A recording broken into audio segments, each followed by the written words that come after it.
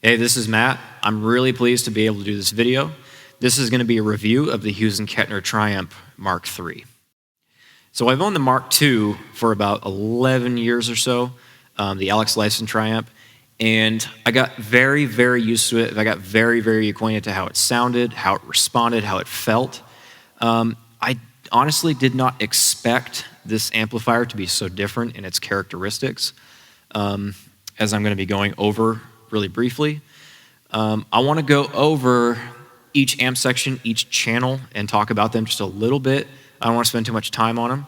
I want to talk a little bit about the power amp section and how useful it is to be able to switch between different tube combinations and what the possibilities are.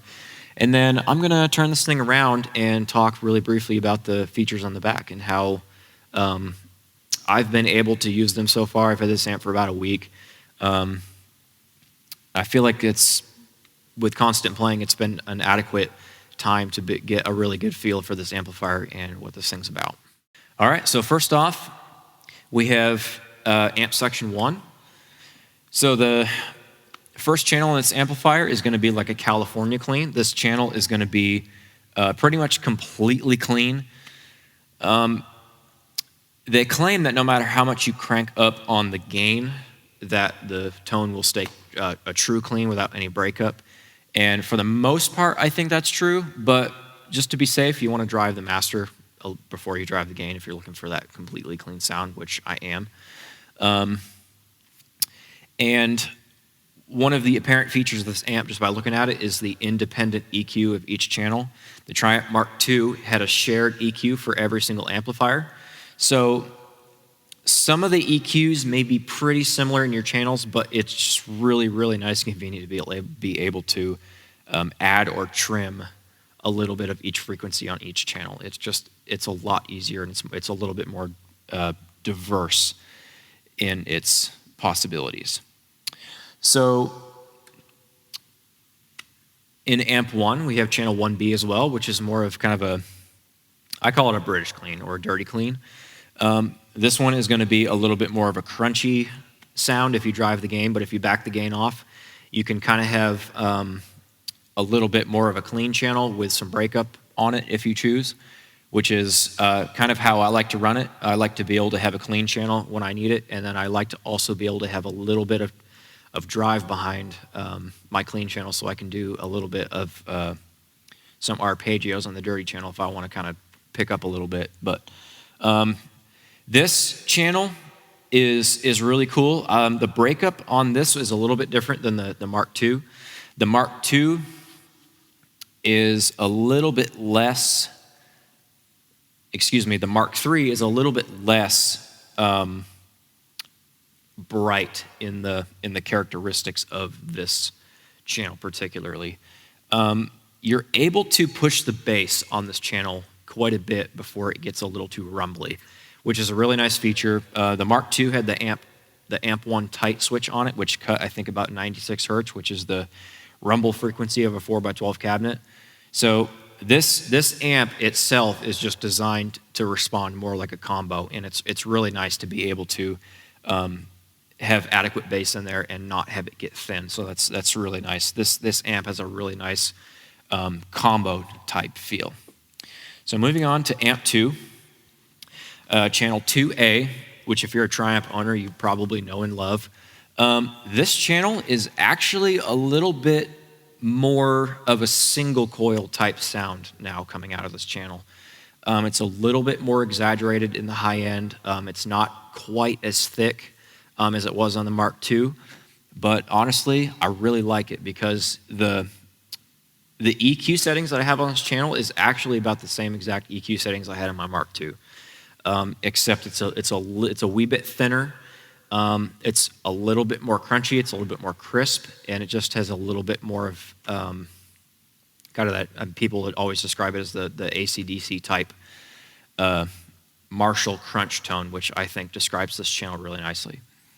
And then 2B, this channel, I'm actually really impressed with. The Triamp Mark II's 2B channel was a little bit more of a plexi head, I think is what they called it. There was a lot more of the power stage sound in it. I'm not really sure how to describe it, but honestly, I didn't really think it was all that clear compared to 2A on the Mark II. However, they characterize this channel as more of the brown sound. I don't really know a lot about honestly the labels that they put on these types of things, but 2B responds a little bit more like 2A did on the Mark II. So 2A and 2B on this amplifier are a lot more usable, and they both have completely different characteristics, and channel 2B has a lot of gain on it. It's impressive. 2B kind of responds a little bit like 3A did on the Triamp, honestly, except with less mid-range, more characteristic, and more of just your classic rock style distortion. I love channel 2B. I think it's my favorite channel on this amp. It's very, very thick, it's clear, and it cuts really nicely in a mix. So channel 3A, this channel actually I think I've spent the least amount of time on. It's a really nice channel, but if you're a Triamp Mark II owner, typically on your high gain channel, you just went for 3B, because 3B was the American style high gain, and 3B was the one that cut nicer, unless you were looking for that really mid-heavy type of sound, which 3A offered. 3A on this amplifier is I think a little bit less exaggerated on the mid-range in this amplifier, which I think makes it a little bit more usable. I actually use this channel 3A with the gain backed off to have more of kind of a light lead tone. I think it's really nice for that. But if you were to crank up the gain on this thing, it's pretty close to what channel 3B was on the Triamp Mark II. And then moving on to channel 3B, this is probably the thickest high gain channel I think I've ever played on an amplifier. This thing is just an absolute monster, especially on the 150 watt setting. Channel 3B sticks out like a sore thumb on this amplifier, but honestly, it's awesome.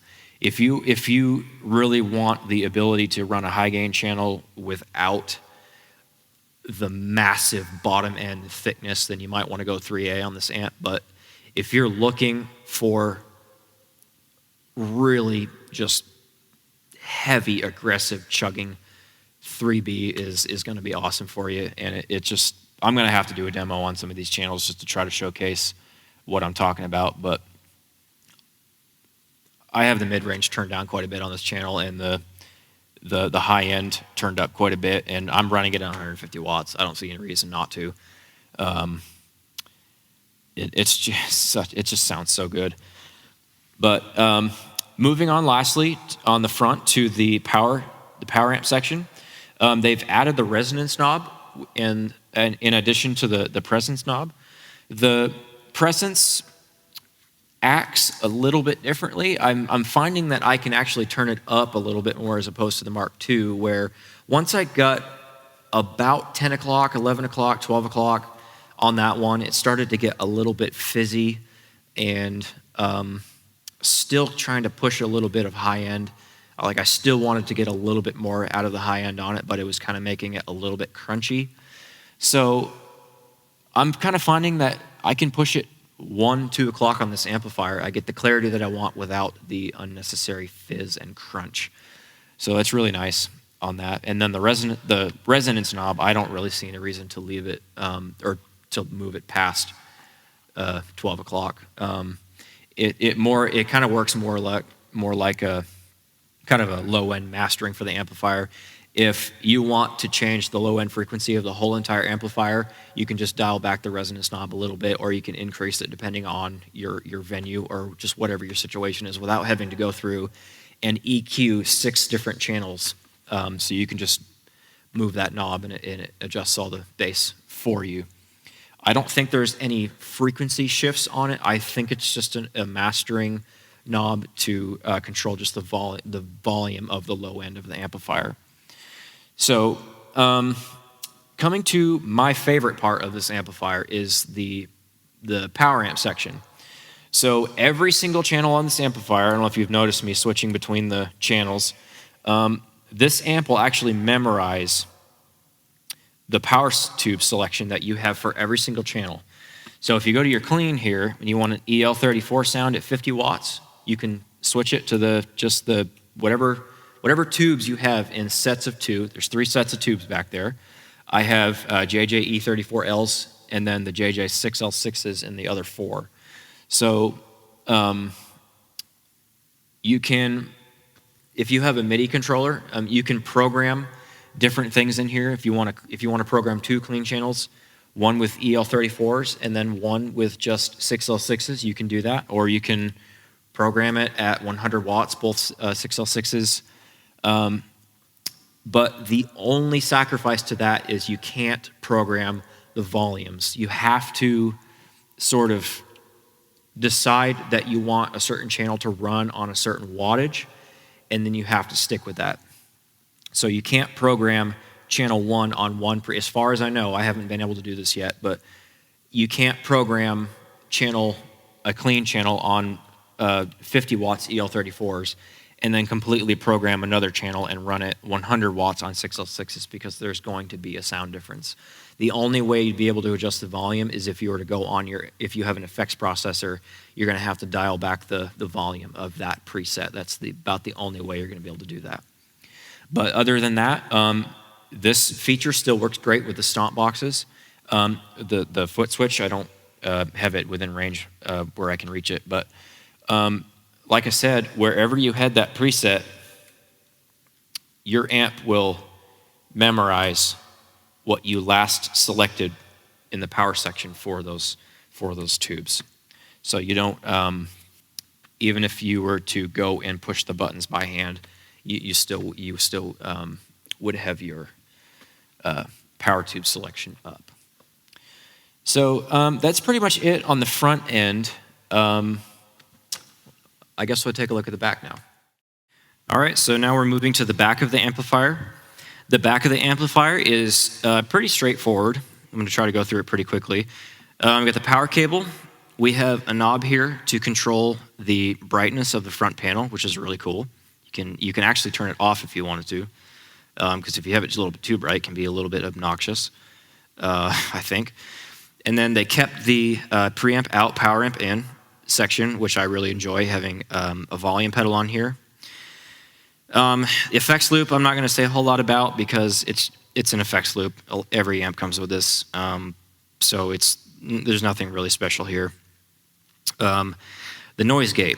This is a new feature that they've added to this amp, and I'm really unsure whether or not I like it.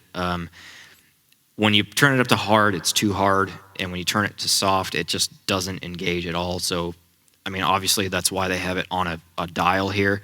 But even if you try to get it just right, every single channel is different, but it really responds to basically your input volume, and then I believe it also acts at the output of your channel.